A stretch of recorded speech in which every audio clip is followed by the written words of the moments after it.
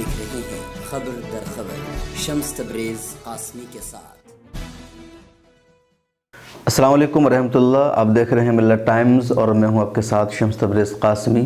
खबर दर खबर में आज हम फिर बात करेंगे सीए और एनआरसी के ख़िलाफ़ होने वाले प्रोटेस्ट की, और ख़ास तौर पर बताएंगे कि मुस्लिम ममालिक ने, ओआईसी ने, अक़वाम मुत्तहिदा ने और दुनिया भर के लीडरों ने इस हवाले से क्या कहा है।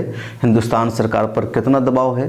नरेंद्र मोदी के झूठ का भी हम पर्दाफाश कहेंगे कि कब उन्होंने एनआरसी के बारे में क्या कहा, पार्लियामेंट में उनके वज़ीरों ने क्या बयान दिया, और रामलीला मैदान में कल 22 दिसंबर को मोदी ने क्या कहा।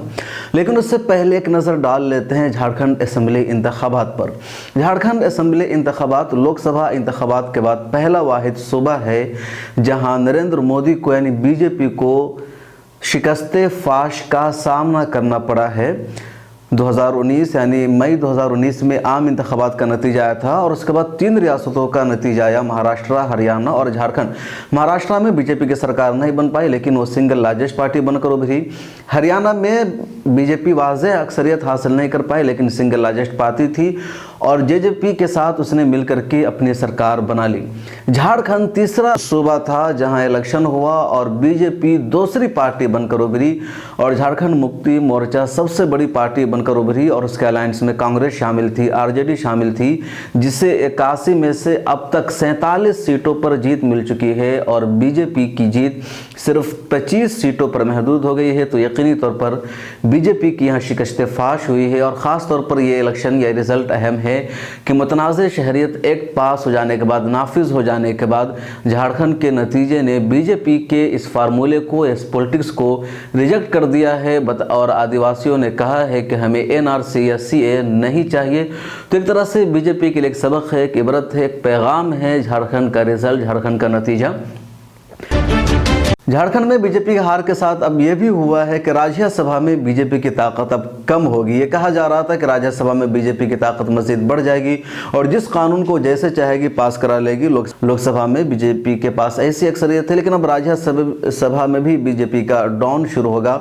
और यहाँ पे एक नक्शा पेश कर रहे हैं जिसमें देख सकते हैं कि बीजेपी 2017 में कहाँ थी और 2019 में बीजेपी कहाँ पहुँच गई है। तो कितना फ़र्क हो गया है। बीजेपी के ज़ेर इक़्तिदार जो रियासत थी बहुत कम हो गई है। और आइए अब बात करते हैं सीए और एनआरसी की। इन दोनों के खिलाफ मुल्क भर में प्रोटेस्ट का सिलसिला जारी है। आज 23 दिसंबर को भी दिल्ली, मुंबई, पटना, कोलकाता समेत मुख्तलिफ शहरों में प्रोटेस्ट हुआ, एहतजाज हुआ। लोगों ने प्रेस कॉन्फ्रेंस की और सरकार से मांग की कि वो सीए को वापस ले, एनआरसी को ख़त्म करे। ये दोनों चीज़ें इस मुल्क में नहीं चल सकती है।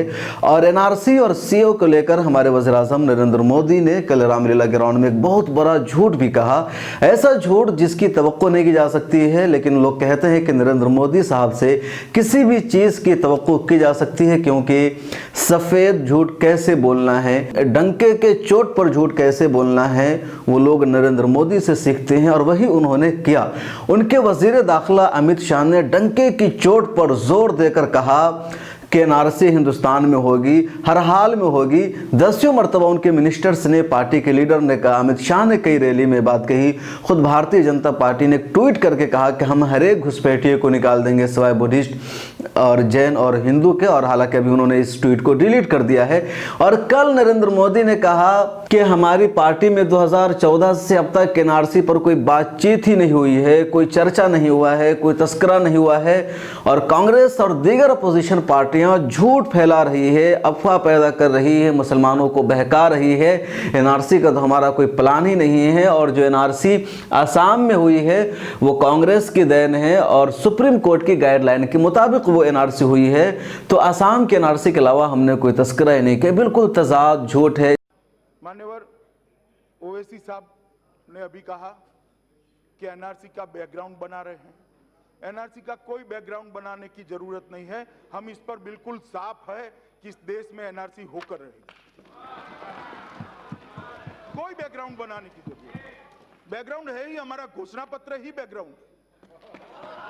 मेरी सरकार आने के बाद 2014 से आज तक मैं 130 करोड़ देशवासियों को कहना चाहता हूं, कहीं पर भी एनआरसी शब्द पर कोई चर्चा नहीं हुई है। कोई बात नहीं हुई है। सिर्फ सुप्रीम कोर्ट ने जब कहा तो हो सिर्फ आसाम के लिए करना पड़ा। क्या बातें कर रहे हो? इसके अलावा उन्होंने ये भी कहा कि कोई डिटेंशन कैंप मुल्क में नहीं है। हालांकि खुद बीजेपी सरकार ने लोकसभा में सवाल का जवाब देते हुए करार किया कि आसाम में 6 डिटेंशन कैंप बनाए गए हैं। बीबीसी की रिपोर्ट उस पर आ चुकी है और ख़ुद सरकार का एतराफ़ है कि 1100 से ज़्यादा लोग उन डिटेंशन कैंपों में रखे गए हैं। इंडिया टुडे ने कल रिपोर्ट किया है कि फ़ौज में 30 साल तक खिदमत अंजाम देने वाले सनाउल्लाह को डिटेंशन कैंप भेज दिया गया है। वो कारगिल जंग में हीरो बनकर उभरे थे। तो ये पूरी सूरत हाल है, लेकिन नरेंद्र मोदी साहब झूठ पर झूठ बोले जा रहे हैं और इसीलिए लोग सवाल कर रहे हैं कि झूठ में ज़्यादा माहिर कौन है, नरेंद्र मोदी साहब है, अमित शाह है, दोनों ज़्यादा झूठ बोल रहे हैं, या पार्लियामेंट में कही गई बात झूठ है या रैली में कही गई बात झूठ है। आखिर कौन सी बात झूठ है? ये तो तय है कि दोनों में से कोई एक झूठ बोल रहे हैं, या फिर आवाम को गुमराह कर रहे हैं, या फिर नरेंद्र मोदी मुल्क भर में होने वाले एहतजाज की वजह से घबरा गए हैं, कमज़ोर पड़ गए हैं। उन्हें लगता है कि हिंदुस्तान में हमारी छवि ख़राब हो रही है, हम अपने मंसूबे में कामयाब नहीं हो पा रहे हैं, इसलिए वो गुमराह करने की कोशिश कर रहे हैं और मुसलमानों को कह रहे हैं कि अपोजिशन के बहकावे में आ गए हैं। मुसलमानों का साफ मुतालबा है कि हमें सीएए ही नहीं चाहिए, क्योंकि मुल्क के अवाम का साफ कहना है कि सीएए हिंदुस्तान के आईन और दस्तूर के ख़िलाफ़ है। इससे मुल्क की गंगा जमनी तहजीब ख़तरे में पड़ गई है। ये कानून हिंदुस्तान में नहीं चल सकता है। जब तक सरकार इस कानून को वापस नहीं लेगी वो अपना प्रोटेस्ट जारी रखेंगे। मुतनाज़ शहरियत एक्ट के ख़िलाफ़ अब हिंदुस्तान के अलावा दुनिया भर में भी चर्चा होने लगी है। ये तो पहले ही रिपोर्ट आ चुकी है कि 20-25 यूनिवर्सिटीज़ ने हिंदुस्तान के अलावा दुनिया भर में इस कानून की मुखालफत की है, इसके ख़िलाफ़ एहतजाजी रैलियाँ निकाली है और जामिया के तलबा के साथ जो बर्बरियत हुई थी उसकी मजम्मत हुई। लेकिन अब कई मुल्कों ने भी इस पर बोलना शुरू कर दिया। OIC जो इस्लामी ताउन तंजीम है, यानी 60 मुस्लिम ममालिक की ऑर्गेनाइजेशन है और मुसलमानों की सबसे बड़ी तंजीम कहलाती है, उसने भी इसकी मजम्मत की है और क्या कहा हम आपको बताते हैं। OIC ने प्रेस रिलीज जारी करके कहा है कि हम हिंदुस्तान में हालिया पेशरफ्तों को करीब से देख रहे हैं। बहुत सारी चीज़ें ऐसी हुई हैं जिसने अक़लियत को मुतासिर किया है। हमें शहरियत के हुकूक और बाबरी मस्जिद केस से मुताल्लिक़ तहफ़्फ़ुज़ात हैं। हम एक बार फिर यादा करते हैं कि हिंदुस्तान में मुसलमानों और उनके मुक़द्दस मकाम की हिफाजत को यकीनी बनाया जाए। OIC ने अपने प्रेस रिलीज़ में यह भी कहा है कि अक़वाम मुत्तहिदा के उसूलों और ज़िम्मेदारियों के मुताबिक अक़लियतों को बिला इम्तियाज़ तहफ़्फ़ुज़ फ़राहम करना चाहिए। OIC ने कहा है कि अगर इन उसूलों और ज़िम्मेदारियों को नज़रअंदाज किया गया तो पूरे इलाक़े की सलामती और इस्तेहकाम शदीद मुतासिर होंगे। तो OIC का बहुत स्ट्रॉन्ग स्टेटमेंट है और कहा जाता है कि OIC पर सऊदी अरब का दबाव है, लेकिन इसके बावजूद OIC की जनरल सेक्रेटरी यूसुफ बिन हमीद ने इतना सख्त बयान दिया और हिंदुस्तान को डायरेक्ट कहा है कि आप अक़लियतों के हुकूक को तहफ़्फ़ुज़ फराहम नहीं कर रहे हैं, अक़लियतें आपके यहाँ मुतासिर हुई है। ये OIC का स्टेटमेंट है। मलेशिया ने भी बहुत सख्त रद्द अमल का इजहार किया है। मलेशिया में पिछले दिनों मलेशिया कॉन्फ्रेंस हुई जिसमें बहुत सारे मुस्लिम ममालिक ने शिरकत की। तैयब अर्दोगान भी गए, कतर के सरबराह ने भी शिरकत की, ईरान के सरबराह ने भी शिरकत की। उस मौका पर सहाफ़ियों से बातचीत करते हुए मलेशिया के वज़ीर-ए-आज़म महासिर मोहम्मद ने कहा कि हमने हिंदुस्तानियों को अपने यहाँ शहरियत दे रखी है, चाइनीज़ को शहरियत दे रखी है, अब वो हमारी हुकूमत में बराबर के शरीक हैं। अगर हम उनको भगा दें तो क्या होगा? डायरेक्ट हिंदुस्तान पर एक तरह से अटैक था, क्योंकि हिंदुस्तान ने मुसलमानों को शहरियत न देने की एक तरह से बात की है, NRC ला करके, उससे पहले CA नाफिज करके, पास करके। तो इस तरह मलेशिया के वज़ीर-ए-आज़म ने डायरेक्ट हिंदुस्तानी शहरियों का हवाला दिया। क्या कहा पूरा हम आपको सुनाते हैं। मलेशिया के वज़ीर-ए-आज़म ने सहाफ़ियों से गुफ्तगू करते हुए कहा, हमने अपने मुल्क मलेशिया में आने वाले हिंदुस्तानियों को कबूल किया है, चाइनीज़ को कबूल किया है, हमने उन्हें शहरियत फराहम की हत्ता के नाअहल होने के बावजूद भी, और अब वो लोग यहाँ की हुकूमतों में भी बराबर के शरीक है। आगे उन्होंने कहा महासिर मोहम्मद ने, लेकिन मुझे देख कर अफसोस है कि हिंदुस्तान जो एक सेकुलर मुल्क होने का दावा करता है, अब वो कुछ मुसलमानों को उनकी शहरियत से महरूम करने के लिए अमल पैरा है। बिलयकीन आपको मालूम है कि अगर वो सब हम यहाँ करते हैं तो क्या होगा? हलाकतें होंगी, अदम इस्तेहकाम होगा और हर कोई इससे मुतासिर होगा। इस गलती की वजह से पहले ही लोग मर रहे हैं, लिहाजा इस चीज़ की यहाँ ज़रूरत ही क्या है? जबकि अब तक तकरीबन 70 सालों से लोग बतौर शहरी बगैर किसी मसले के एक दूसरे के साथ रहते चले आए हैं। तो ये बयान मासिर मोहम्मद ने दिया और कई जगह उन्होंने दिया। सहाफ़ियों के अलावा जो उनकी कॉन्फ्रेंस हुई थी वहाँ भी खिताब करते हुए इस तरह की बात उन्होंने की थी।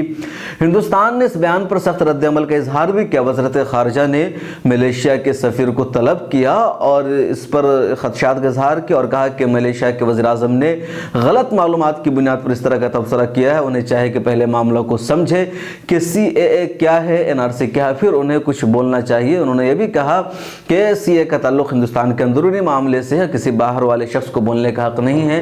अक़वाम मुत्तहिदा ने भी अपने ख़दशात का इजहार किया है और कहा है कि हिंदुस्तान ने CAA नाम से जो कानून पास किया है उससे अक़लियतों के हुकूक़ मुतासिर होंगे। तो CAA के ख़िलाफ़ अंदरून मुल्क एहतजाज जारी है। सरकार अपने आप में घबराई हुई है। झारखंड के रिज़ल्ट ने भी ये साबित कर दिया है कि CAA का मुद्दा फेल हो गया है। और एक और बात यहाँ पर समझने की ज़रूरत है कि वज़ीर-ए-आज़म नरेंद्र मोदी ने नोटबंदी की, उसके बाद वो उत्तर प्रदेश का इंतखाब जीते तो BJP और उनके वज़ीर-ए-आज़म ने कहा कि नोटबंदी कामयाब रही, नोटबंदी को अवाम ने कबूल किया और इसीलिए उत्तर प्रदेश में हमें जीत मिली है। और ऐसे कई सारे मुद्दे थे जिसके बाद उन्हें एक दूसरी जगह पर जीत मिली तो उसको उन्होंने अपनी सफलता और कामयाबी करार दी। अब CAA नाफिज होने के बाद, पास हो जाने के बाद झारखंड पहला इलेक्शन था, वहाँ उन्हें बुरी तरह शिकस्त मिली है। तो इससे तो यही मैसेज जाता है कि CAA को अवाम ने मुस्तरद कर दिया है, हिंदुस्तानी अवाम ने रिजेक्ट कर दिया है, क्योंकि ये कानून हिंदुस्तान के मफाद में नहीं है। और सबसे अहम बात है कि जिस तरह पूरा मुल्क सराप एहतजाज बना हुआ है, दुनिया भर में इसके खिलाफ आवाज़ उठने लगी है। पड़ोसी मुल्कों से हिंदुस्तान के ताल्लुकात बिगड़ गए हैं। बांग्लादेश हिंदुस्तान का सबसे करीबी दोस्त था, उसके साथ हिंदुस्तान के ताल्लुकात अब ख़राब हो गए हैं। बांग्लादेश के वज़ीर दाखिला और वज़ीर ख़ारजा ने अपना विज़िट इंडिया का कैंसिल कर दिया। इसके अलावा जो सबसे अहम बात ये हुई कि बांग्लादेश ने हिंदुस्तान से फहरिस्त तलब की कि कितने बांग्लादेशी हिंदुस्तान में रहते हैं, उसकी लिस्ट हमें भेजिए, हम अपने तमाम शहरियों को बांग्लादेश में बुला लेंगे, उन्हें शहरियत देंगे, तमाम हुकूक फराहम करेंगे। इसके अलावा बांग्लादेश ने जो सबसे बड़ा चोट किया वो किया कि बांग्लादेश की GDP हिंदुस्तान से कई गुना बेहतर है और ज़रूरत नहीं है बांग्लादेशी को हिंदुस्तान में जाकर रहने की। हिंदुस्तान की तरफ से अभी इस बारे में कोई जवाब नहीं दिया गया है, हिंदुस्तान का कोई रिएक्शन सामने नहीं आया है। तो पूरी तफसील थी CAA के बारे में जो हमने आप तक पहुंचाई है और हमारी जहां तक कोशिश होती है मुल्क भर में होने वाले प्रोटेस्ट को आप तक पहुंचाने की, लेकिन इतनी जगहों पर अब प्रोटेस्ट हो रहे हैं कि हम सबको कवर नहीं कर पा रहे हैं। हमारी एक और दरख्वास्त है कि मिलत टाइम्स का पूरा निज़ाम हम आपके डोनेशन और ताउन से चलाते हैं, तो मिलत टाइम्स को आप अपना माली ताउन कीजिए। तफसीलात डिस्क्रिप्शन में मौजूद है। मिलत टाइम्स की वीडियोस देखने के लिए यहाँ क्लिक करके सब्सक्राइब करें और हाँ, बेल आइकन जरूर दबाएं। अगर फेसबुक पर देख रहे हैं तो पेज लाइक करें। ताज़ा तरीन खबरों और मज़ामीन के लिए विजिट करें हमारी वेबसाइट www.millettimes.com। हमारी ये वेबसाइट उर्दू, हिंदी, इंग्लिश तीनों लैंग्वेज में मौजूद है।